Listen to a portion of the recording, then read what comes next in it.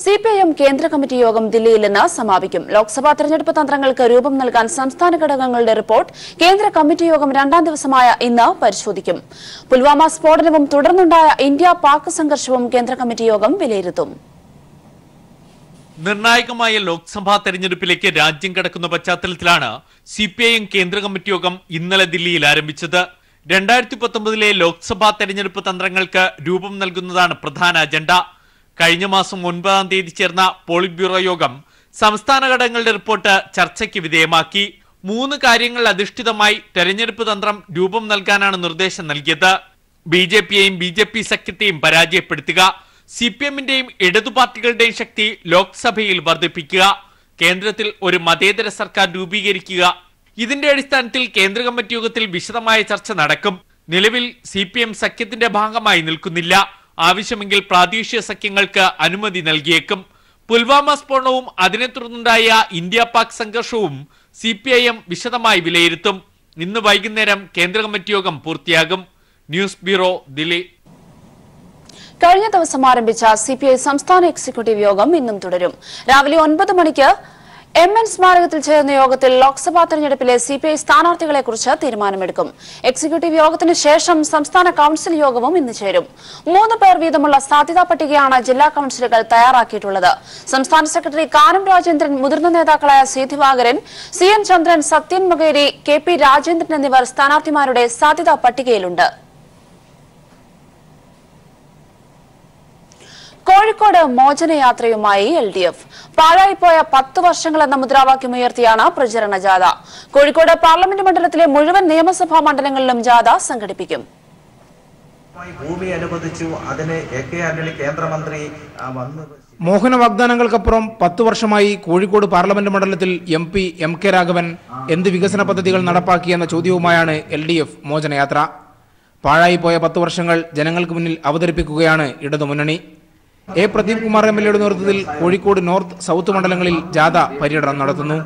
പ്രചാരണത്തിന് വേണ്ടി 3 ലക്ഷം 2 ലക്ഷം എന്നൊക്കെ പറഞ്ഞ നാട്ടിൽ അവിടെ ഇവിടെയൊക്കെ പൈസ ചെറിയ കാര്യങ്ങൾക്ക് കൊടുത്തിട്ട് അവിടെയൊക്കെ 2 ലക്ഷം രൂപ കൊടുത്താൽ 250 ഫ്ലക്സ് ബോർഡ് വെക്കും. അതിൻ്റെ പേരിൽ അങ്ങനെയുള്ളൊരു രീതിയാണ് ഇവിടെ കണ്ടുവന്നത്. വികസന പദ്ധതികൾ പാർലമെൻറ്റ് അംഗത്തിൻ്റെ മുൻകൈയിലും നേതൃത്വത്തിലും ഉണ്ടാകേണ്ടിയിരുന്നത്, സാധാരണഗതിയിൽ ഉണ്ടാകേണ്ടിയിരുന്നത് ഒന്നും ഉണ്ടായില്ല. സംസ്ഥാന സർക്കാരിൻ്റെയും MLAമാരുടെയൊക്കെ പദ്ധതികളുടെ മുമ്പിൽ ബോർഡ് കൊണ്ടുപോയി വെക്കുകയാണ് തൻ്റെ അവകാശവാദം പറഞ്ഞുകൊണ്ട്. ആ രീതിയാണ്. കോഴിക്കോട് പാർലമെന്റ് മണ്ഡലത്തിൽ വരുന്ന മുഴുവൻ അസംബ്ലി മണ്ഡലങ്ങളിലും മോചനയാത്ര നടക്കും. അതത് MLAമാർ നേതൃത്വം നൽകുന്ന മോചനയാത്ര MPക്ക് നടപ്പാക്കാൻ കഴിയുമായിരുന്ന പദ്ധതികളും LDF സർക്കാർ നടപ്പാക്കുന്ന വികസന പദ്ധതികളും ജനങ്ങൾ മുമ്പാകെ അവതരിപ്പിക്കും. പാർലമെന്റ് തെരഞ്ഞെടുപ്പ് പ്രഖ്യാപിക്കാനിരിക്കെ പ്രചാരണ പ്രവർത്തനങ്ങൾ ശക്തമാവുകയാണ് കോഴിക്കോട്. News bureau, Kozhikode. ലോക്സഭാ തെരഞ്ഞെടുപ്പിന് മുന്നോടിയായുള്ള KPCC തെരഞ്ഞെടുപ്പ് കമ്മിറ്റി യോഗം രാവിലെ 10 മണിക്ക് ഇന്ദിരാഭവനിൽ വെച്ച് നടക്കും. KPCC പ്രസിഡന്റ് മുല്ലപ്പള്ളി രാമചന്ദ്രൻ, പ്രതിപക്ഷ നേതാവ് രമേശ് ചെന്നിത്തല, പ്രചരണ കമ്മിറ്റി ചെയർമാൻ K മുരളീധരൻ തുടങ്ങിയ നേതാക്കൾ പങ്കെടുക്കും. തെരഞ്ഞെടുപ്പ് നേരിടുന്നതിന് പാർട്ടിയെ സജ്ജമാക്കുക എന്നതാണ് യോഗത്തിന്റെ പ്രധാന ലക്ഷ്യം. താഴെത്തട്ടിലുള്ള കമ്മിറ്റികളെ ശക്തമാക്കി തെരഞ്ഞെടുപ്പിനെ നേരിടണമെന്ന ഹൈക്കമാൻഡ് നിർദ്ദേശം നിലനിൽക്കെയാണ് ഇന്നത്തെ യോഗം.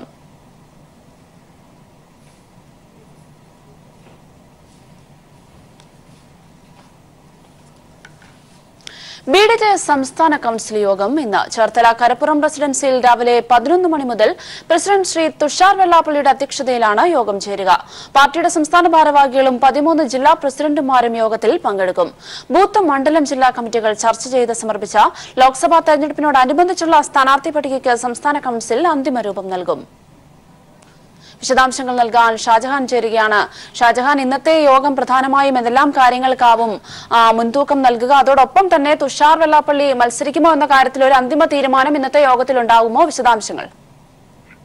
തീർച്ചയായിട്ടും ക്രിസ്റ്റീന, BDJSന്റെ വളരെ നിർണായകമായിട്ടുള്ള ഒരു യോഗമാണ് ഇന്ന് നടക്കുന്നത്. കാരണം തിരഞ്ഞെടുപ്പിന് മുൻപായിട്ട് ആരൊക്കെ മത്സരിക്കണമെന്നത് സംബന്ധിച്ച് ഒരു തീരുമാനത്തിൽ ഏകദേശ ധാരണയിലെത്തി എന്നുള്ളതാണ് നമുക്ക് മനസ്സിലാക്കാൻ സാധിക്കുന്നത്. നേരത്തെ 8 സീറ്റുകൾ വരെയായിരുന്നു BDJS എന്ന ഘടകകക്ഷി, NDAയുടെ ഘടകകക്ഷി ആവശ്യപ്പെട്ടിരുന്നത്. പക്ഷേ അതിലിപ്പോൾ 3 സീറ്റുകളിൽ ഉറപ്പിച്ചു എന്നാണ് നമുക്ക് മനസ്സിലാക്കാൻ സാധിക്കുന്നത്. അതിന്റെ അടിസ്ഥാനത്തിലാണ് ഇത്തരത്തിൽ ആരൊക്കെ മത്സരിക്കണം, ആരൊക്കെ ആയിരിക്കണം ഓരോ മണ്ഡലങ്ങളിൽ മത്സരിക്കാനുള്ള ഒരു തീരുമാനമെടുക്കുക. ഇത്തരത്തിൽ കഴിഞ്ഞ ദിവസങ്ങളിലൊക്കെ തന്നെ പ്രാദേശിക തലത്തിൽ തന്നെ ബൂത്ത് കമ്മിറ്റികൾ വിളിച്ചു ചേർത്തുകൊണ്ട് ഒരു രൂപീകരണം ഉണ്ടാക്കിയിരുന്നു. ഇതിന്റെ അടിസ്ഥാനത്തിൽ ചിലരെ സ്ഥാനാർത്ഥികളായിട്ട് നിശ്ചയിക്കുകയും ചെയ്തു. അത്തരത്തിലുള്ള സ്ഥാനാർത്ഥികളുടെ ഒരു നിർണ്ണയം ഇന്നുണ്ടാവും എന്നുള്ളതാണ് നമുക്ക് മനസ്സിലാക്കാൻ സാധിക്കുന്നത്. എന്തായാലും തുഷാർ വെള്ളാപ്പള്ളി മത്സരരംഗത്ത് ഉണ്ടാവില്ല എന്നുള്ളതാണ് നമുക്കിപ്പോഴും അറിയാൻ സാധിക്കുന്നത്. കാര്യം തുഷാർ അടക്കമുള്ള ചില നേതാക്കൾ മത്സരരംഗത്ത് നിന്ന് മാറി നിന്നുകൊണ്ട് കൂടുതൽ ജനങ്ങൾക്ക് കുറച്ചുകൂടി വിജയസാധ്യതയുള്ള സ്ഥാനാർത്ഥികളെ അവർ മുന്നിൽ നിർത്തിക്കൊണ്ട് വിജയിപ്പിക്കാനാണ് നീക്കമെന്നാണ് അറിയാൻ സാധിക്കുന്നത്. എന്തായാലും 11 മണിയോടുകൂടിയാണ് യോഗം ചേർത്തലയിൽ നടക്കുക. അതിനകത്ത് നേതാക്കളൊക്കെ തന്നെ എത്തിക്കഴിഞ്ഞു. 11 മണിയോടുകൂടി തന്നെ യോഗം ആരംഭിക്കും. അതിനുശേഷമായിരിക്കും ഈ സ്ഥാനാർത്ഥികൾ ആരൊക്കെയാണ്, അല്ലെങ്കിൽ BDJS നിർണ്ണയിച്ചിട്ടുള്ള സ്ഥാനാർത്ഥികൾ ആരാണ് എന്ന് സംബന്ധിച്ചൊരു വ്യക്തത വരികയുള്ളൂ. യോഗത്തിന് മുൻപായിട്ട് തന്നെ ഏകദേശം ധാരണയായിട്ടുണ്ട് എങ്കിൽ പോലും ഔദ്യോഗികമായിട്ടുള്ള പ്രഖ്യാപനം ഇന്ന് 11 മണിക്ക് ശേഷമായിരിക്കും ഉണ്ടാവുക. വിശദാംശങ്ങൾ നൽകിയത് ഷാജഹാനാണ്. BDJSന്റെ സംസ്ഥാന കൗൺസിൽ ചേരുകയാണ്. തുഷാർ വെള്ളാപ്പള്ളിയുടെ അധ്യക്ഷതയിലാണ് യോഗം ചേരുന്നത്. ഇനിയൊരു ഇടവേള. 15 വർഷം നീണ്ട പാർലമെന്റ് പ്രവർത്തനത്തെക്കുറിച്ച് CPIM ലോക്സഭാ പാർലമെന്ററി പാർട്ടി നേതാവ് P. കരുണാകരൻ MP രചിച്ച പുസ്തകം ദില്ലിയിൽ മുഖ്യമന്ത്രി പിണറായി വിജയൻ പ്രകാശനം ചെയ്തു.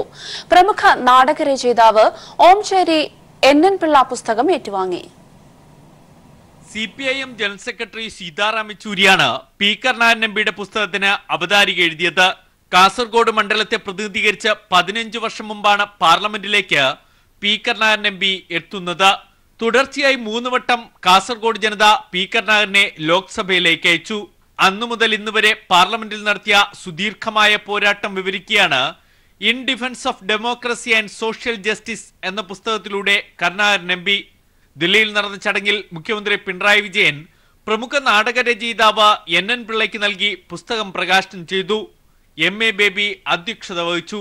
ഈ കാസർഗോഡ് ഭാഗത്തുള്ള മറാത്തി എന്ന് വിളിക്കുന്ന കമ്മ്യൂണിറ്റിയുടെ വിഷയം യഥാർത്ഥത്തിൽ അർഹതപ്പെട്ട ഒരു ആനുകൂല്യം ദീർഘനാടായി നിഷേധിക്കപ്പെട്ട ഒരു വിഭാഗമായിരുന്നു. എന്നാൽ തുടർച്ചയായ ഇദ്ദേഹത്തിൻ്റെ ഇടപെടലാണ് അതിലൊരു തീരുമാനത്തിലെത്തുന്നതിനിടയാക്കിയത്. ഓരോ പാർലമെന്റ് കാലഘട്ടം കഴിയുമ്പോഴും പുസ്തകം എഴുതാറുണ്ടെങ്കിലും ഇതാദ്യമായാണ് എല്ലാ ഘട്ടങ്ങളും സമഗ്രമാക്കി ഇംഗ്ലീഷിൽ പുസ്തകം പ്രസിദ്ധീകരിക്കുന്നതെന്ന് P. കരുണാകരൻ MP പറഞ്ഞു. CPIM സംസ്ഥാന സെക്രട്ടറി കോടിയേരി ബാലകൃഷ്ണൻ, ബംഗാളിൽ നിന്ന് മുഹമ്മദ് സലീം MP, മന്ത്രിമാരായ EP Jayarajan, Shailaja teacher, Thomas Isaac തുടങ്ങിയവരും ദില്ലിയിലെ വിവിധ മലയാളി സംഘടനാ പ്രതിനിധികളും പ്രകാശന ചടങ്ങിൽ പങ്കെടുത്തു. News bureau, Delhi. ശിവരാത്രി ബലിതർപ്പണത്തിനായി ആലുവ മണപ്പുറം ഒരുങ്ങി. ഇന്ന് രാത്രി 12-ന് നടക്കുന്ന പിതൃ നമസ്കാരത്തിന് ശേഷം ഔദ്യോഗികമായ ബലിതർപ്പണം പുഴയോരത്തെ ബലിത്തറകളിൽ ആരംഭിക്കും. പതിവ് പോലെ ഇത്തവണയും ലക്ഷക്കണക്കിന് വിശ്വാസികൾ തർപ്പണത്തിന് എത്തുമെന്നാണ് പ്രതീക്ഷിക്കുന്നത്. ചരിത്രപ്രസിദ്ധമായ ആലുവ മഹാശിവരാത്രിക്ക് മണപ്പുറത്ത് ഒരുക്കങ്ങളെല്ലാം പൂർത്തിയായി കഴിഞ്ഞു. പിതൃമോക്ഷപ്രാപ്തിക്കായി സംസ്ഥാനത്തിന്റെ വിവിധ ഭാഗങ്ങളിൽ നിന്നായി ലക്ഷക്കണക്കിന് വിശ്വാസികളാണ് പെരിയാർ തീരത്ത് ബലിതർപ്പണം നടത്താനെത്തുക. ഇന്ന് രാത്രിയിൽ വ്രതമെടുത്ത് പഞ്ചാക്ഷരി മന്ത്രം ചൊല്ലി മണപ്പുറത്ത് ഉറക്കമൊഴിച്ച് കാത്തിരിക്കുന്നവർ ചൊവ്വാഴ്ച പുലർച്ചെ ബലിതർപ്പണം നടത്തിയ ശേഷമാകും മടങ്ങുക. ശിവരാത്രി ദിവസം ബലിയിടാൻ സമയം ബാധകമല്ല എന്നതിനാൽ രാവിലെ മുതൽ ബലിതർപ്പണം തുടങ്ങും. എന്നാൽ മണപ്പുറത്ത് ഔദ്യോഗികമായി ബലിതർപ്പണം ആരംഭിക്കുന്നത് രാത്രി 12 മണിക്ക് ശേഷമാണ്. മണപ്പുറത്ത് തിരുവിതാംകൂർ ദേവസ്വം ബോർഡിന്റെ നേതൃത്വത്തിലും മറുകരയിൽ അദ്വൈതാശ്രമത്തിൽ ശ്രീനാരായണ ധർമ്മസംഘം ട്രസ്റ്റിന്റെ നേതൃത്വത്തിലുമാണ് ബലിതർപ്പണം നടക്കുക. പെരിയാറിന്റെ ഇരുകരകളിലുമായി 10 ലക്ഷത്തോളം പേർ ബലിതർപ്പണത്തിനായി എത്തുമെന്നാണ് കരുതുന്നത്. തിരുവിതാംകൂർ ദേവസ്വം ബോർഡിന്റെ നേതൃത്വത്തിൽ ഭക്തർക്കായുള്ള അടിസ്ഥാന സൗകര്യങ്ങളെല്ലാം ഒരുക്കിയിട്ടുണ്ടെന്ന് അഡ്മിനിസ്ട്രേറ്റീവ് ഓഫീസർ ശ്രീധര ശർമ്മ പറഞ്ഞു. പുഴയിലേക്ക് ഇറങ്ങുന്ന ഭാഗങ്ങളൊക്കെ വളരെ സുശക്തമായ ബാരിക്കേഡുകൾ നിർമ്മിച്ച് ഭക്തരുടെ പ്രൊട്ടക്ഷൻ തിരുവിതാംകൂർ ദേവസ്വം കൂടുതൽ ഇമ്പോർട്ടൻസ് കൊടുത്തിട്ടുണ്ട്. പെരിയാറിന്റെ തീരത്ത് 176 ബലിത്തറകൾക്കാണ് ബോർഡ് അനുമതി നൽകിയിരിക്കുന്നത്. 75 രൂപയാണ് ബലിതർപ്പണത്തിന് ദേവസ്വം ബോർഡ് നിശ്ചയിച്ചിരിക്കുന്ന ഫീസ്. പ്രളയത്തിന് ശേഷമുള്ള ആദ്യ ശിവരാത്രി കൂടിയാണിത്. പ്രളയത്തിൽ മണപ്പുറത്തെ അടിസ്ഥാന സൗകര്യങ്ങൾ നശിക്കുകയും ക്ഷേത്രത്തിന് കേടുപാടുകൾ സംഭവിക്കുകയും ചെയ്തിരുന്നു. ലക്ഷങ്ങൾ മുടക്കിയാണ് ഇവ പഴയപടിയാക്കിയത്. കഴിഞ്ഞ 2 വർഷത്തേതുപോലെ ഹരിത ശിവരാത്രിയാണ് ഇത്തവണയും എന്നതും പ്രത്യേകതയാണ്. News bureau, Kochi. താൽക്കാലിക കൂരയ്ക്കുള്ളിൽ അന്തിയുറങ്ങിയിരുന്നവരുടെ വീടെന്ന സ്വപ്നം സാക്ഷാത്കരിച്ചിരിക്കുകയാണ് നെടുമ്പാശ്ശേരി ഗ്രാമപഞ്ചായത്ത്. സർക്കാരിന്റെ ലൈഫ് പദ്ധതി പ്രകാരം ഭവനരഹിതരായ 44 കുടുംബങ്ങൾക്കാണ് പഞ്ചായത്ത് വീട് നിർമ്മിച്ചു നൽകിയത്. ഇതോടെ എറണാകുളം ജില്ലയിൽ ഏറ്റവും കൂടുതൽ വീട് നിർമ്മിച്ചു നൽകിയ പഞ്ചായത്തായി നെടുമ്പാശ്ശേരി മാറി. ശക്തമായ കാറ്റടിച്ചാൽ പറന്നുപോകുന്ന ഷീറ്റ് കൊണ്ട് നിർമ്മിച്ച താൽക്കാലിക കൂരയ്ക്കുള്ളിൽ അന്തിയുറങ്ങിയിരുന്നവർക്ക് ലൈഫ് ഭവന പദ്ധതി നൽകിയത് വലിയ പ്രതീക്ഷകളാണ്. ആ പ്രതീക്ഷകൾ യാഥാർത്ഥ്യമായതിന്റെ ആഹ്ലാദത്തിലാണ് നെടുമ്പാശ്ശേരിയിലെ 44 കുടുംബങ്ങൾ. സംസ്ഥാന സർക്കാരിന്റെ സമ്പൂർണ്ണ പാർപ്പിട പദ്ധതിയായ ലൈഫിൽ ഉൾപ്പെടുത്തി 44 കുടുംബങ്ങൾക്കാണ് നെടുമ്പാശ്ശേരി ഗ്രാമപഞ്ചായത്ത് വീട് നിർമ്മിച്ചു നൽകിയത്. പഞ്ചായത്ത് അങ്കണത്തിൽ നടന്ന ചടങ്ങിൽ വീടുകളുടെ താക്കോൽദാനം മന്ത്രി കടകംപള്ളി സുരേന്ദ്രൻ നിർവഹിച്ചു. സർക്കാരിന്റെ ഏതെങ്കിലും ഒരു ഭവന പദ്ധതിയുടെ ഭാഗമായി പണി തുടങ്ങുകയും പാതി വഴിയിൽ നിന്നു പോവുകയും ചെയ്ത വീടുകൾ പൂർത്തീകരിച്ചുകൊണ്ട് സെക്കൻഡ് സ്റ്റേജിലാണിപ്പോൾ.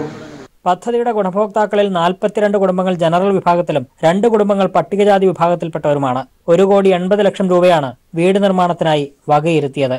News bureau, Kochi. അവിസ്മരണീയ നൃത്ത സംഗീത രാവൊരുക്കി Ahalya Kairali mega event. Palakkad Ahalya school of engineering and ടെക്നോളജിയിലാണ് പ്രമുഖ താരങ്ങൾ അണിനിരുന്ന നൃത്ത സംഗീത പരിപാടി അരങ്ങേറിയത്.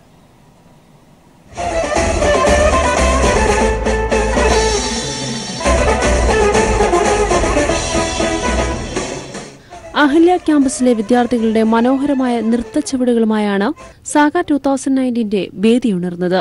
ഷംന കാസിം, സരയു, കൃഷ്ണപ്രഭ എന്നിവരുടെ നേതൃത്വത്തിലുള്ള സംഘവും മനോഹര നൃത്തവുമായി എത്തി. നരേഷ് അയ്യർ, സയനോര, ഹരിശങ്കർ, അരുണ തുടങ്ങിയവർ മനോഹരമായ ഗാനങ്ങളുമായി ആസ്വാദകരുടെ മനം കവർന്നു.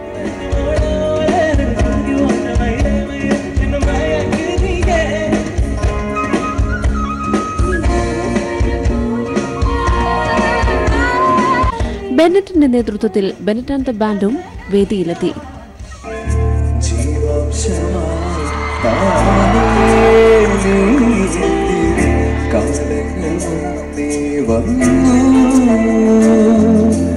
മാർച്ച് 1 മുതൽ 3 വരെ നടന്ന അഹല്യ ടെക് ഫെസ്റ്റിന്റെ ഭാഗമായാണ് അഹല്യയും കൈരളി ടിവിയും സംയുക്തമായി സാഗ 2019 മെഗാ ഇവന്റ് സംഘടിപ്പിച്ചത്. IIT ഡയറക്ടർ ഡോക്ടർ PB ശ്രീകുമാറാണ് ടെക് ഫെസ്റ്റ് ഉദ്ഘാടനം ചെയ്തത്. ഗാനരചനയിൽ 2018 സംസ്ഥാന ചലച്ചിത്ര അവാർഡ് ജേതാവായ BK ഹരിനാരായണനെ വേദിയിൽ ആദരിച്ചു. സാഗ 2019 ഉദ്ഘാടന ചടങ്ങിൽ രാഷ്ട്രീയ, സാമൂഹിക, സാംസ്കാരിക രംഗത്തെ പ്രമുഖർ പങ്കെടുത്തു. തുടർച്ചയായി 3ാം തവണയാണ് അഹല്യയും കൈരളി ടിവിയും സംയുക്തമായി മെഗാ ഇവന്റ് സംഘടിപ്പിക്കുന്നത്.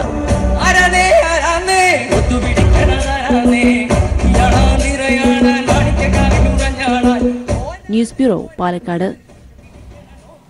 കരവിരുതിന്റെ വിസ്മയ കാഴ്ചകൾ ഒരുക്കി കണ്ണൂരിൽ മലബാർ ക്രാഫ്റ്റ്സ് മേള.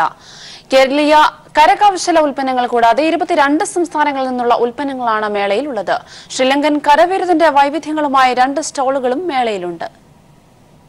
ഓരോ നാടിന്റെയും സംസ്കാരവും വൈവിധ്യവും ഇഴചേർന്ന കരകൗശല ഉൽപ്പന്നങ്ങളാൽ സമ്പന്നമാണ് മലബാർ ക്രാഫ്റ്റ് മേള. 22 സംസ്ഥാനങ്ങളിൽ നിന്നുള്ള കലാകാരന്മാരുടെയും കരകൗശല വിദഗ്ധരുടെയും സംഗമഭൂമിയായി മാറിയിരിക്കുകയാണ് കണ്ണൂർ. ഒപ്പം സന്ദർശകരെ ആകർഷിച്ച് ശ്രീലങ്കൻ കലയുടെയും കരവിരുതിന്റെയും മഹിമ വിളിച്ചോതുന്ന ഉൽപ്പന്നങ്ങളുമായി 2 സ്റ്റാളുകൾ. ശ്രീലങ്കയിൽ നിന്നുള്ള 11 കലാകാരന്മാരാണ് മേളയിൽ എത്തിയത്. മണ്ണിൽ നിന്ന് കുടിച്ചെടുക്കുന്ന വിവിധതരം കല്ലുകളിൽ നിർമ്മിച്ച ചിത്രങ്ങൾ, വെൽവെറ്റ് ആർട്ട്, ബാഗുകൾ തുടങ്ങിയവയ്ക്ക് ആവശ്യക്കാർ ഏറെ. About 10 artists they are representing different fields. So the fields are like batik is there, and with natural dye and handloom, gem creations, and as you can see on the background also the velvet art and handloom, these designs and paper art. So many variety of art was brought here for the exhibition.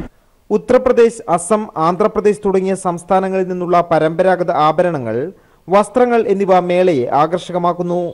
Odisha, Puducherry, Bihar, Tamil Nadu എന്നിവിടങ്ങളിൽ നിന്നുള്ള ചെരുപ്പുകൾ, ബാഗുകൾ, കരകൗശല വസ്തുക്കൾ എന്നിവയ്ക്ക് ആവശ്യക്കാർ ഏറെയുണ്ട്. സംസ്ഥാന വ്യവസായ വാണിജ്യ വകുപ്പ് സംഘടിപ്പിക്കുന്ന മേളയിൽ പരമ്പരാഗത രീതിയിൽ നിർമ്മിച്ച ഓലക്കുടിലുകളിലാണ് സ്റ്റാളുകൾ ഒരുക്കിയത്. News bureau, Kannur. മസൂദ് അസറിന്റെ മരണവാർത്ത നിഷേധിച്ച് ജെയ്ഷെ മുഹമ്മദ്.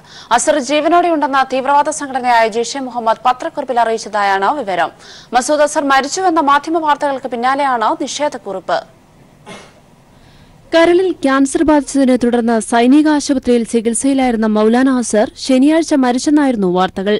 എന്നാൽ ഈ വാർത്തകളൊക്കെ തെറ്റാണെന്നും അസർ ഇപ്പോഴും ജീവനോടെയുണ്ടെന്നുമാണ് ജെയ്ഷെ മുഹമ്മദ് അവകാശപ്പെടുന്നത്. പത്രക്കുറിപ്പിലൂടെയാണ് ജെയ്ഷെ ഇക്കാര്യം വ്യക്തമാക്കിയത്. റാവൽപിണ്ടിയിലെ സൈനിക ആശുപത്രിയിൽ അസർ മരണപ്പെട്ടുവെന്നായിരുന്നു വാർത്തകൾ. എന്നാൽ അസർ മരിച്ചെന്നും ഇല്ലെന്നുമുള്ള അഭ്യൂഹങ്ങളിൽ പാകിസ്ഥാൻ ഇതേവരെയായി പ്രതികരിച്ചിട്ടില്ല.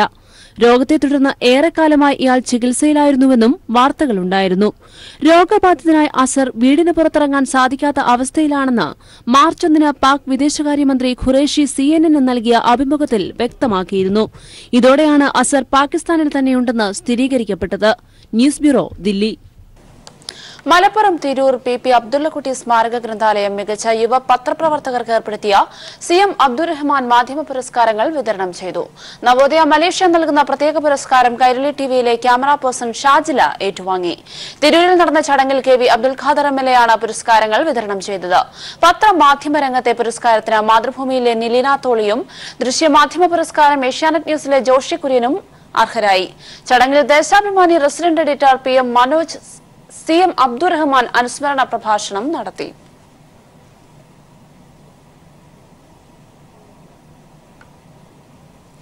സുരക്ഷ പെയിൻ ആൻഡ് പാലിയേറ്റീവ് കെയർ സൊസൈറ്റിയുടെ വോളണ്ടിയർ സംഗമവും കിടപ്പ് രോഗികൾക്കുള്ള ഉപകരണ വിതരണവും കോഴിക്കോട് നടന്നു.